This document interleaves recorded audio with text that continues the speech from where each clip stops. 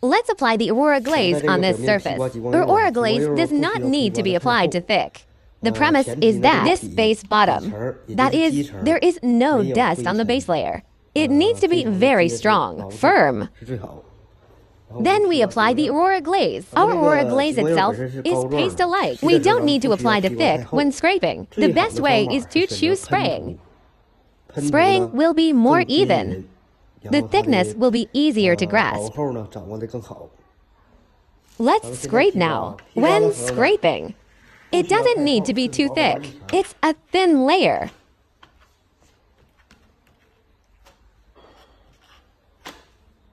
No matter who applies, there will be some spatula prints more or less, or some small scratches. This is normal. It doesn't need to be too thick. That's it.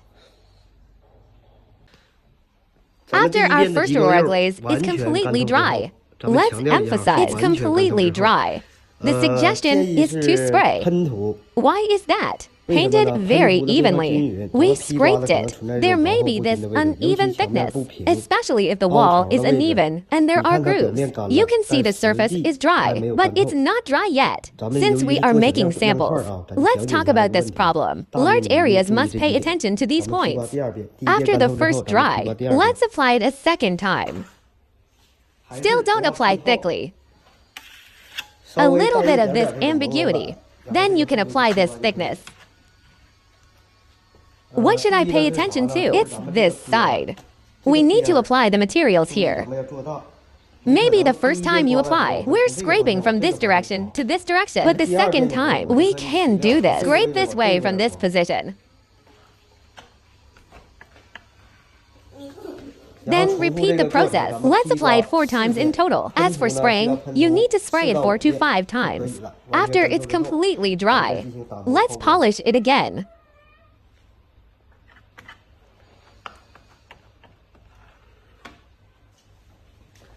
So the second time will be finished. Just a little bit of this hazy feeling. After our aurora glaze is completely dry, we polish it with this vibrating sander. Be sure to use this high-powered. We ray using 390 watts. Don't use 150 watts. 150 watts. It's a bit low power. It's hard to polish. And it doesn't polish well. Then we use this sandpaper first. You can choose to use 320 grits. You can also choose to use 400 grits. They ray not so different. I'm using white sand now. 320 grits sandpaper on the sanders.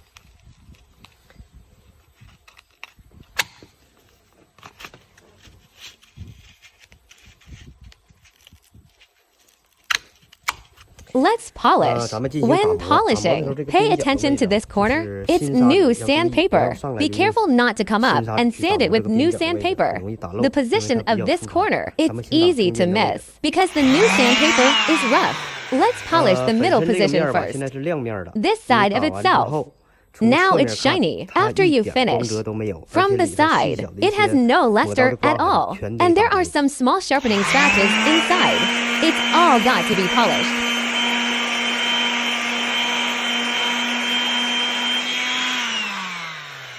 When the completely dried aurora glaze is polished, it produces this powder. What if it's not smooth when sanding? Or pilling. It's just that your aurora glaze isn't dry, or there is a phenomenon of peeling. They are all aurora glazes that are not dry.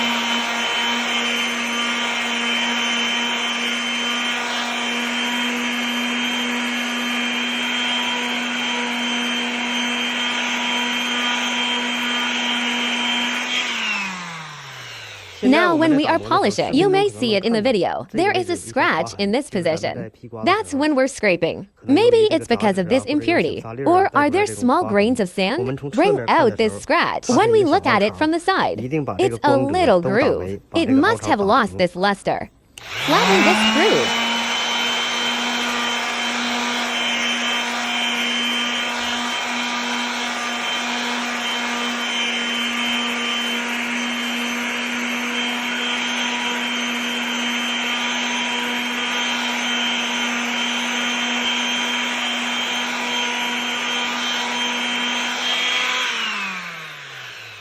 This large area is basically grounded flat. Let's grind this corner again. Handle it gently.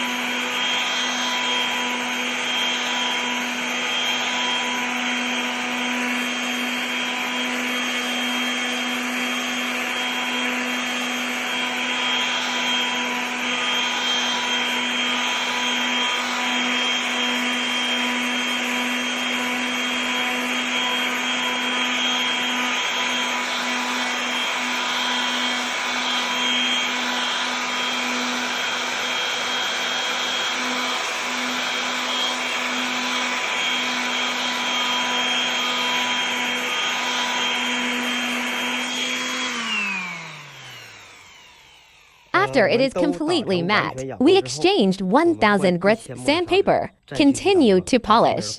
Clean the dust up. Keep polishing. Using 320 grits, after polishing, we exchanged 1000 grits sandpaper.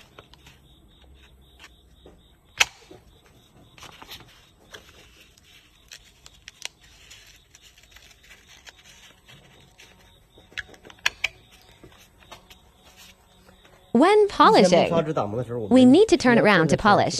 Let it be polished more finer.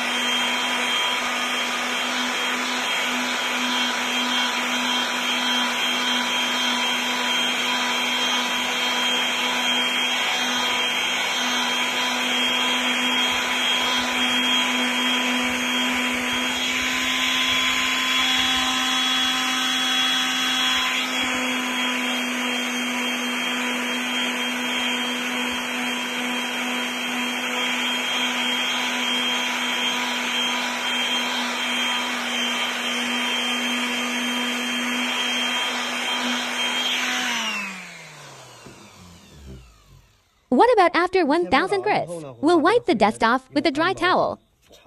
Let's do the first polishing. The first polishing. We use this adjustable speed polisher. It can regulate speed, then polish. Note that polishing must be used. It's a wool disc of pure wool. Otherwise, you can't shine it. Then when polishing, the first time at the beginning, we don't need to high rotating speed. Generally, it is controlled at about 3rd and 4th gears. The speed is basically around 2000 RPM.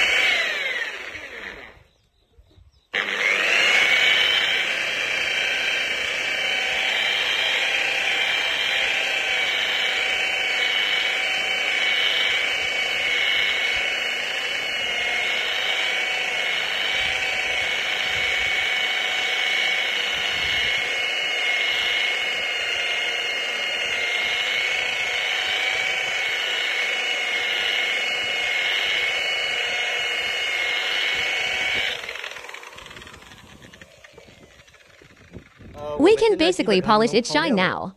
He has a certain gloss, but not bright enough. After we polished at the beginning of this step, we're going to use the same 1000 mesh sandpaper we used before. Polish it completely matte. Then continue to polish, so you will see. This 1000 sandpaper is not properly polished. Where it is not sanded, it will come out shiny. So we'll do it again. Matte it again.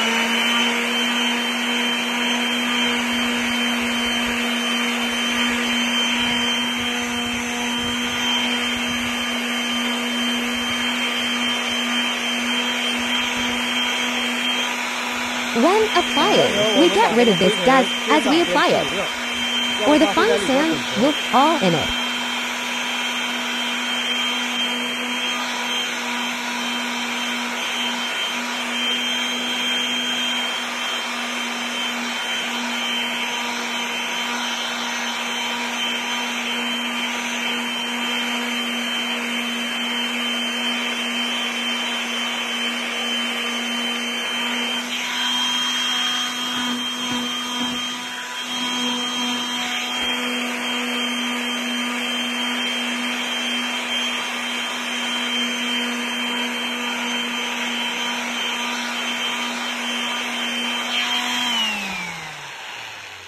If we are building a large area, if you find this stuck to the sandpaper,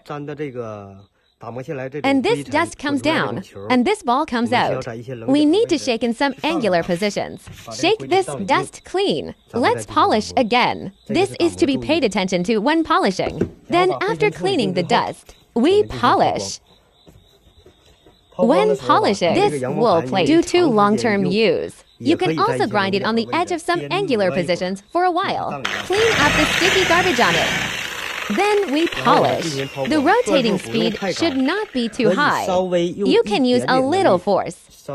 Press a little force to polish.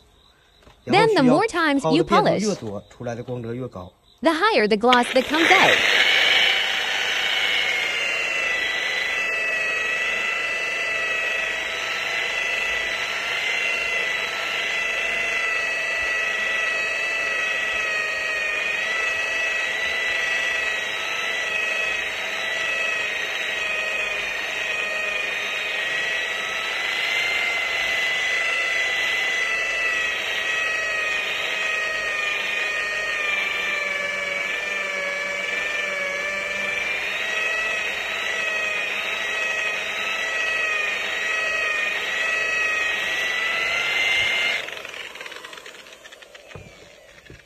It's got a very bright gloss now. Normally, during large-scale construction, let's not be in the same position. It takes too long to polish.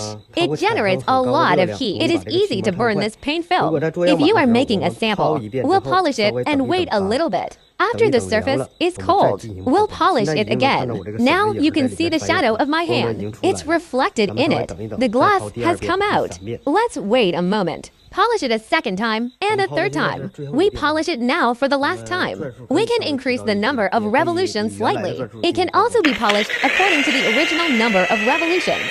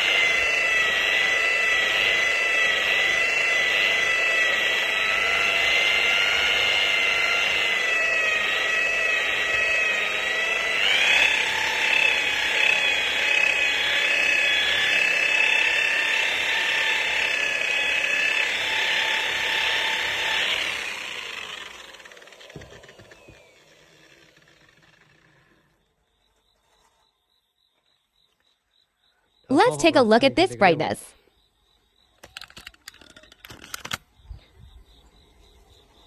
Blue skies and white clouds. And the reverse light in my hand. This is already very, very bright. The blue sky and white clouds in the sky are all revealed. This is the brightness of the light we polished. The building opposite is reflected in.